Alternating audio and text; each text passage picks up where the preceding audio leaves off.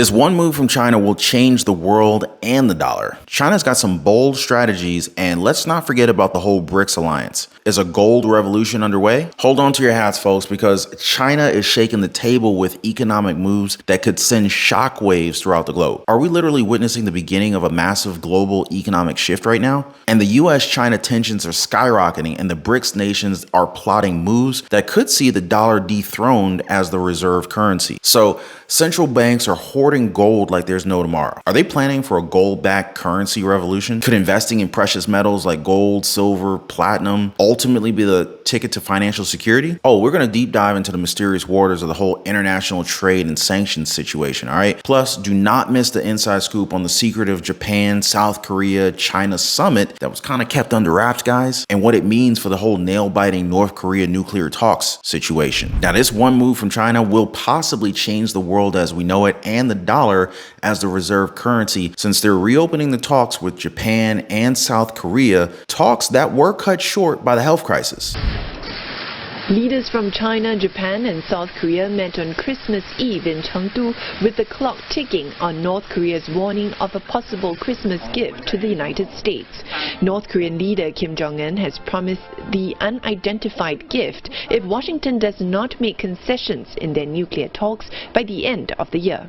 Addressing the media after the summit, Chinese Premier Li Keqiang said the three countries had a deep discussion on the issue, but he did not mention China's earlier proposal to lift some sanctions on the North to break the stalemate between Pyongyang and Washington. That's a move the US has opposed. All right, now you're probably thinking, Christmas? Do I have a time machine? No, of course not. But these talks were done back in 2019, like I said, before the pandemic. So what makes it relevant today? All three countries have again agreed that another summit is needed and that they need to do it at the earliest convenient time. Why is it so urgent? Come on, guys. Now, before I get any further into the story, do I really need to give you guys an idea as to the tension between us and China? The alternative to a rules-based order is a world in which might makes right and winners take all. And that would be a far more violent and unstable world for all of us.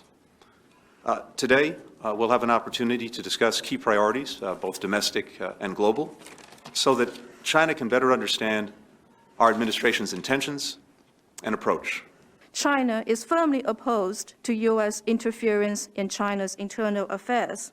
We have expressed our staunch opposition to such interference, and we will take firm actions in response.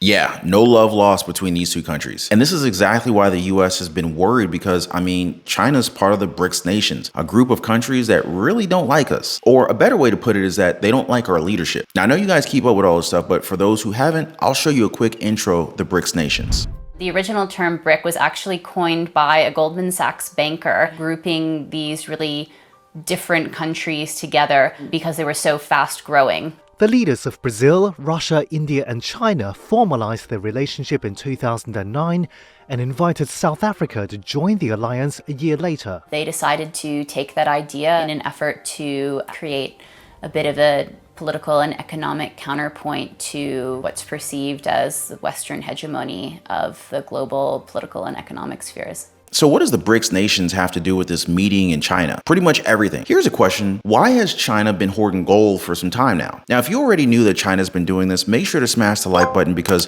you are definitely a truth seeker. And for everybody else that's just now finding out about it, consider subscribing to the channel as well as turning on all notifications because these are updates that will affect all of us. I really appreciate the support, you guys. So let's go ahead and get back to gold, shall we? So on a global scale, central banks have reported net purchases of like 55 tons of gold in July alone. Now, out of that 55 tons, China and the People's Bank of China, they bought 23 tons of this precious metal, meaning that they bought the majority of all gold in July. Now, as of the making of this video, I think they have around 188 tons? That's just a ballpark figure, but you have to wonder why. Well, we found out that this year that the BRICS nations are planning to create a gold-backed currency. And if we base it off of history, the Bretton Woods meeting back in 1944 was eerily similar, where the US dollar was linked to gold at, I believe, around $35 an ounce. What happened during this time? This was after the Great Depression. Now you're starting to see the bigger picture, huh? How all of these events are starting to line up. And for sure, I'm gonna get all these comments of conspiracy theories and whatnot, but take a look around, guys. They're actually talking about this in public now.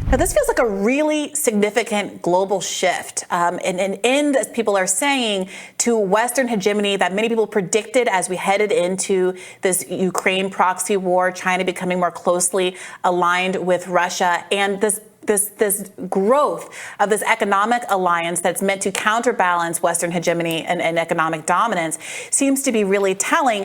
Help us understand what's at stake here. Well, this is the most historic gathering of the BRICS, which was founded in 2009 to democratize international trade and international institutions by fostering multipolarity, countering the bipolar, unipolar world that's emerged since the collapse of the Soviet Union, which has brought on disaster for the global South, as well as unchecked violations of international law through coalitions of the willing, as we've seen in Iraq and beyond.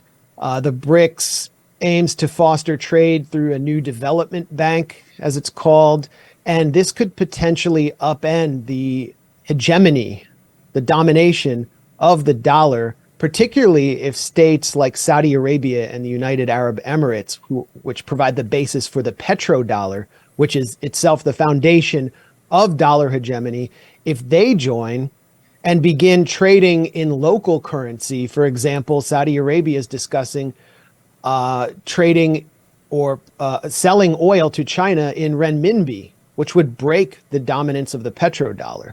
So the reason this gathering is so historic is because BRICS is actually talking about expanding and has pledged to expand to some very significant countries, including Saudi Arabia and the United Arab Emirates. But of course, expansion can bring a lot of political complication.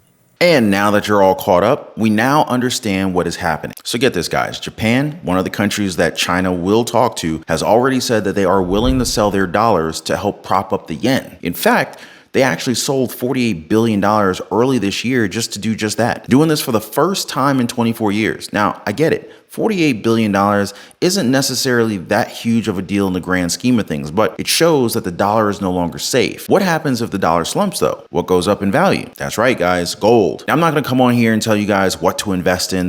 Those investment decisions are entirely up to you. This is just what I'm seeing. Also, what some other folks are seeing. And if things lined up perfectly, we may actually see the dollar destroyed by the BRICS nations.